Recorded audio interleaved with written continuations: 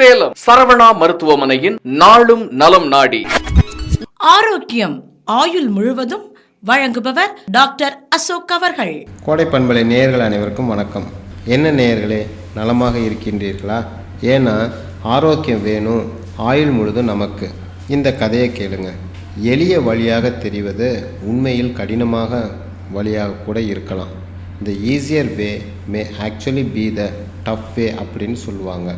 ஒரு சமயம் ஒரு வானம்பாடி காட்டில் இனிய கானத்துடன் பாடிக்கொண்டு இருந்தது. அப்போது ஒரு பெட்டி நிறைய புழுக்களுடன் ஒருவன் அவ்வழியாக போய்கொண்டிருந்தான். அவனை அந்த வானம்பாடி நிறுத்தி, அந்த பெட்டியில் நீ என்ன வைத்திருக்கிறாய், நீ எங்கே போய்கொண்டிருக்கிறாய் என்று கேட்டது.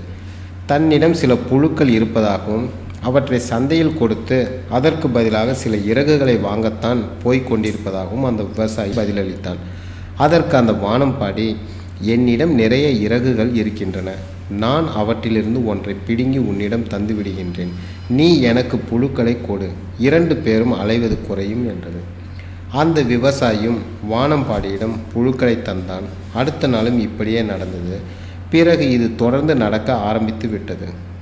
கடைசியில் அந்த வானம்பாடிக்கு இறகுகளே இல்லாமல் போய்விட்டது. அதனால் வானம்பாடியால் பறக்க முடியவில்லை.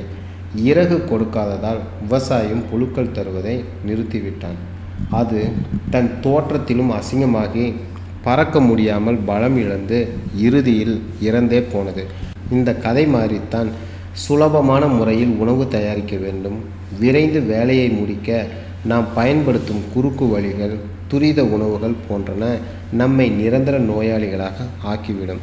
இதற்காகத்தான் முறையான உணவு உண்ணும் அவசியம் பற்றியும் சமைக்கும் முறைகள் பற்றியும் பேசி வருகிறோம். குறிப்பாக தாது உப்புக்கள் என்று சொல்லப்படும் மினரல்ஸ் உடலுக்கு மிகவும் அவசியம்.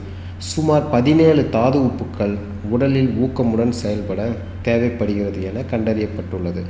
இந்த தாது உப்புக்கள் உடலுக்கு தேவையான அளவு மற்றும் செய்யும் வேலையை பொறுத்து பெரிய, சிறிய, அதாவது மேக்ரோ எலிமெண்ட்ஸ், மைக்ரோ எலிமெண்ட்ஸ் என 2 வகைகளாக பிரிக்கிறார்கள். இந்த தாது உப்புக்கள் உடலின் மொத்த எடையில் 4% இருக்கிறது.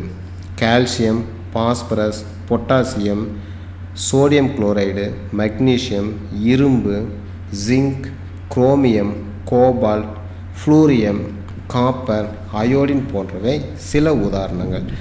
இந்த உப்புக்கள் தாங்க உடலில் உள்ள திரவங்களின் கூட்டுப் பொருளாக அமைந்து வளர்சிதை மாற்றத்திற்கு பெரும் அளவில் துணை புரிகிறது. உடலின் அமில காரத்தன்மை போன்றவற்றை நிலைப்படுத்துகின்றன. நரம்பு தசைகளை ஊக்குவிக்கிறது. வளர்ச்சிக்கு மறைமுகமாக துணை புரிகிறது. தாது உப்புக்களிலேயே கால்சியம் என்கிற சுண்ணாம்பு சத்து தாங்க உடம்பில் அதிக அளவு உள்ளது. உடம்பில் உள்ள சுண்ணாம்பு சத்தில் 99% எலும்புகளிலும் பற்களிலும் உள்ளது. மீதி உள்ள 1% இரத்தத்திலும் திசுக்களுக்கு வெளியே உள்ள திரவங்களிலும் மிருதுவான தசைகளிலும் காணப்படுகிறது. கால்சியம் என்னென்ன வேலைகளை செய்கிறது? நாம் சாப்பிட்ற உணவில் கால்சியம் 20 முதல் 30% வரை உறிஞ்சப்படுது. கால்சியம் உறிஞ்சப்படுவது சிறுகுடலின் மேல்புறம் நடைபெறுகிறது. கால்சியம் முறையாக உடலில் சேர ஹைட்ரோகுளோரிக் அமிலம், வைட்டமின் டி, புரதத்தில் உள்ள அமினோ அமிலங்கள், லாக்டோஸ் போன்றன உதவி செய்கிறது. கால்சியம் குடலில் உறிஞ்சப்படுவதை வைட்டமின் டி குறைவு, அதிகமான கொழுப்பு பொருட்களை உண்ணுதல், அதிகமான காரம் இவைகள் தடுக்கிறது. முக்கியமாக இந்த கால்சியமும் பாஸ்பரஸின் விகிதங்கள் மாறினாலும் கால்சியம் உறிதலில் பாதிப்பு ஏற்படும். சரி, கால்சியம் குறைந்து போனால் என்னென்ன பாதிப்பு ஏற்படும்? பற்கள், எலும்புகள் பலவீனம் அடையும். எலும்புகள் எளிதில் உடைந்துவிடும்.